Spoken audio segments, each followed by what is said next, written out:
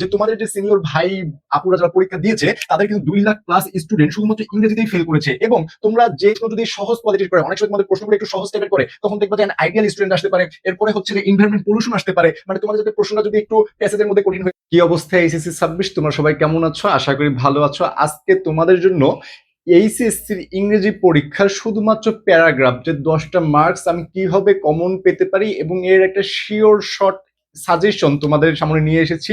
এবং এই সাজেশন যদি তোমরা ফলো করো, ইনশাআল্লাহ তোমরা ম্যাক্সিমাম বোর্ডে কমন পাবা। আমি এটা বলবো না যে সবগুলো বোর্ডে আসবে, কারণ কোনো না কোনো বোর্ডে মিসিং হতে পারে, তবে বেশিরভাগ বোর্ডে তোমরা এর কমন পাওয়ার পসিবিলিটি অনেক বেশি। এবং তোমাদেরকে একটু জানিয়ে রাখি যে তোমাদের যে সিনিয়র ভাই আপুরা যারা পরীক্ষা দিয়েছে তাদের কিন্তু 2 লাখ প্লাস স্টুডেন্ট শুধুমাত্র ইংরেজিতেই ফেল করেছে। এবং তোমরা যে গ্রুপের স্টুডেন্ট হও, তুমি সায়েন্সের হতে পারো, কমার্সের হতে পারো, অথবা আর্টসের হতে পারো, তোমার গ্রুপের সাবজেক্টে তুমি ম্যাক্সিমাম ফেল করবে না। মানে যতগুলো ছাত্রছাত্রী পরীক্ষা দিবে এদের বেশিরভাগই কিন্তু তাদের গ্রুপ সাবজেক্টে ফেল করে না। ফেল করে কোন সাবজেক্টে? বাংলা, ইংরেজি, আইসিটি এইসব সাবজেক্টে ফেল করে। এবং এই জন্য কিন্তু তোমাদের সিনিয়র ব্যাচটা 2 লাখ প্লাস স্টুডেন্ট শুধুমাত্র ইংরেজিতে ফেল করেছে। এই কারণে ইংরেজি নিয়ে হেলাফেলা করা যাবে না, খুব গুরুত্ব সহকারে পড়তে হবে। এবং তোমাদেরকে আজকে যে প্যারাগ্রাফ বলে দিব, এখান থেকে তোমরা 10 মার্কস ইনশাআল্লাহ কমন পাবা। ম্যাক্সিমাম বোর্ডে কমন পাবা 10টি মার্কস। তো দেখো, ফার্স্টে বলে দিই এবং কোনগুলো বেশি ইম্পর্টেন্ট সেগুলো আমি স্টার চিহ্ন দিয়ে রাখবো, তোমরা জাস্ট পারলে স্ক্রিনশট দিয়ে তুলে রাখবা। দেখো, ফুড অ্যাডাল্টারেশন এই প্যারাগ্রাফটা অনেকবার বোর্ডে এসেছে। তোমার বোর্ডে যখন গাইড খুলবা বা টেস্ট পেপার খুলবা দেখলেই বুঝতে পারবা। এরপর হচ্ছে লোড শেডিং, এরপর দেখো বুক ফেয়ার, এরপর female education, the victory day, and ideal student price hike অথবা স্পিরিয়াল, এই দুইটা কিন্তু সেম। হ্যাঁ, যেটাই হেডিং আসুক তোমাকে যে কোনো একটা লিখে দিলেই হয়ে যাবে। এরপর হচ্ছে the impact of Facebook, internet, mobile phone, social media. এগুলো হচ্ছে সবগুলো একই রকমের প্যারাগ্রাফ। একই রকম বলতে একই ধাঁচে লিখতে হয়, যার কারণে তুমি যে একটা পড়ো বাকিগুলো একটু ধারণা নিয়ে রাখো, ওই ধাঁচে তুমি বাকিগুলো লিখতে পারবা। এবং এই জন্য আমি এগুলো সবগুলোকে একসাথে লিখেছি।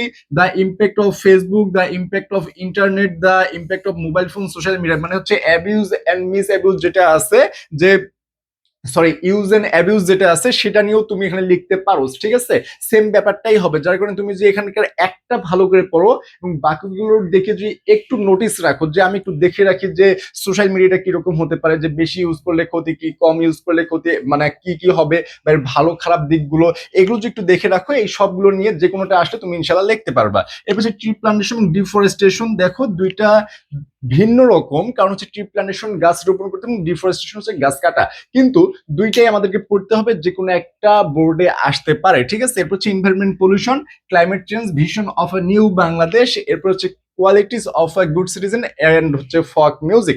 এই 14টা প্যারাগ্রাফ তুমি যদি পড়ো, তুমি যে বোর্ডের হও ইনশাল্লাহ কমন পাওয়ার পসিবিলিটি হচ্ছে 90%। কয় পার্সেন্ট? 90% তুমি কমন পেতে পারো। এখন তোমাকে আমি বলে দেই যে এই 14টার মধ্যে 7টা বা 8টা সবচেয়ে বেশি ইম্পর্টেন্ট কোনগুলো। ঠিক আছে, এগুলো যদি পড়ো এগুলো দেখবা যে একটাও মিসিং যাবে না। ভাইয়া 7টা কি 8টা বলে দিও, তোমাদের ম্যাক্সিমাম বোর্ডে এগুলো আসবে। এখন দেখো, এগুলো বলে দিই, তার আগে একটু বলে দেই তোমাদের ইংরেজি ফার্স্ট পার্ট এবং হচ্ছে second part one shot class এবং রাইটিং সাজেশন, রাইটিং মানে সমগ্র A to Z একদম শুরু থেকে শেষ পর্যন্ত প্রস্তুতি পর্যন্ত, তোমাদের এইচএসসি পরীক্ষা পর্যন্ত যদি এখন প্রিপারেশন নেওয়ার মতো তোমাদের না হয়, যে ভাই আমি প্রিপারেশন নিতে চাই, প্রিপারেশন গুছাতে পারি নাই, তাহলে এই যে আমাদের নাম্বারটা রয়েছে 0172082082052, তোমরা কিন্তু এখানে কন্ট্যাক্ট করতে পারো। তোমাদের অলরেডি নতুন একটা ব্যাচ শুরু হবে, রেস্টার্ট ইংলিশ 2.0। এখানে তোমরা 0172082082052 এই নাম্বারে তোমরা যদি নক করো, এডমিশন বিস্তারিত জেনে ইংলিশ ফার্স্ট পার্ট এবং সেকেন্ড পার্ট, তোমাদের যে প্যাসেজ নিয়েও সমস্যা ভাইয়া, প্যাসেজও A to Z পড়াই দেওয়া হবে। 1 2 3 মার্ক যেটা রয়েছে সিম প্যাসেজ সেটাও পড়িয়ে দেওয়া হবে, এবং এর মূল্য ছিল 2000 টাকা, কিন্তু তোমরা ডিসকাউন্টে জাস্ট 799 টাকা এখানে এনরোল করে ক্লাসগুলো করতে পারবে। ঠিক আছে, এখন দেখো যে তোমাদেরকে একটু বলে দিই এখানকার সবচেয়ে ইম্পর্টেন্ট কোনগুলো। ফার্স্টে যদি আমি আসি, যে ফুড অ্যাডাল্টারেশন, এটা তোমাদের জন্য ভাই ইম্পর্টেন্ট হবে। যেগুলো স্টার চিহ্ন দিচ্ছি এগুলো একটু করে দাগিয়ে রাখবা। ঠিক আছে, এরপরে দেখো, এরপরে হচ্ছে লোডশেডিং। তোমরা এখানে দেখো ফুড অ্যাডাল্টারেশনের পাশে এটা 3টে স্টার চিহ্ন রাখো, লোডশেডিং এর পাশে একটা স্টার চিহ্ন রাখো। ঠিক আছে, এরপর হচ্ছে বুক ফেয়ার, এখানে তোমরা 2টা স্টার চিহ্ন রাখতে পারো। এবার হচ্ছে ফিমেল এডুকেশন, এখানে তোমরা 3টা স্টার চিহ্ন রাখবা ভাইয়ারা। তিনটা এক্সট্রা চিহ্ন রাখবা। এরপর হচ্ছে দ্য ভিক্টোরিয়া, এখানে একটা এক্সট্রা চিহ্ন রাখবা। এরপর হচ্ছে অ্যান আইডিয়াল স্টুডেন্ট, তোমাদের এটা বোর্ডে এসেছে এবং প্রশ্ন যদি সহজ কোয়ালিটির করে, অনেক সময় তোমাদের প্রশ্নগুলো একটু সহজ টাইপের করে, তখন দেখবা যে অ্যান আইডিয়াল স্টুডেন্ট আসতে পারে।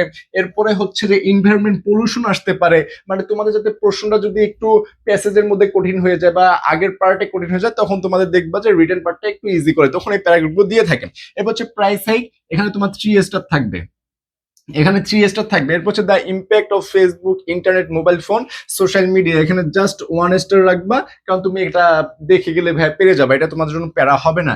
ট্রি প্লান্টেশন, এখানেও 1 স্টার রাখবা। এরপর দেখো এনভায়রনমেন্ট পলিউশন, এখানেও 1 স্টার রাখবা। এরপর হচ্ছে ক্লাইমেট চেঞ্জ, এখানে 1 স্টার। এরপর হচ্ছে vision of a new Bangladesh, এখানে ভাই 2 স্টার রাখবা, যেহেতু আমাদের বাংলাদেশ নিয়ে অনেক পরিবর্তন হচ্ছে, যার কারণে এটা আসতে পারে, ঠিক আছে, আমি বলবো না যে আসবে।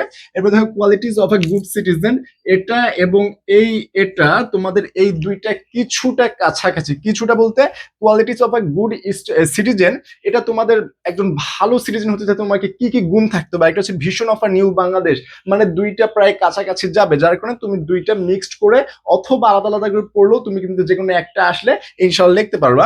এরপর হচ্ছে ফক মিউজিক, এখানে তুমি 2 স্টার রাখতে পারো। এখন দেখো এই যে প্যারাগুলো তোমাকে লিখে দিলাম, তুমি এগুলো জাস্ট একটা স্ক্রিনশট দিয়ে রাখো ভাইরা। আমি তোমার ক্যামেরার ফ্রেম থেকে সরে গেছি, জাস্ট একটা স্ক্রিনশট রাখো। যেগুলো 3 স্টার আছে অথবা 2 স্টার আছে এবং 1 স্টার, মানে তোমার এই 14টার মধ্যে 3 স্টার গুলো তোমরা বেশি বেশি পড়বা এবং 2 স্টার গুলো আরেকটু কম করে দেখলেও চলবে, কিন্তু ভাই দেখতে হবে। বাট 14টা তুমি যদি পড়ো, ইনশাল্লাহ তোমার এখানে কমন আসার পসিবিলিটি অনেক বেশি থাকবে ইনশাল্লাহ। এবং তোমরা যারা এখন প্রিপারেশন গুছাতে পারো নাই, তোমরা এই যে আমাদের এই ব্যাচটা রয়েছে এখানে এনরোল করে ক্লাসগুলো করতে পারো, ঠিক আছে।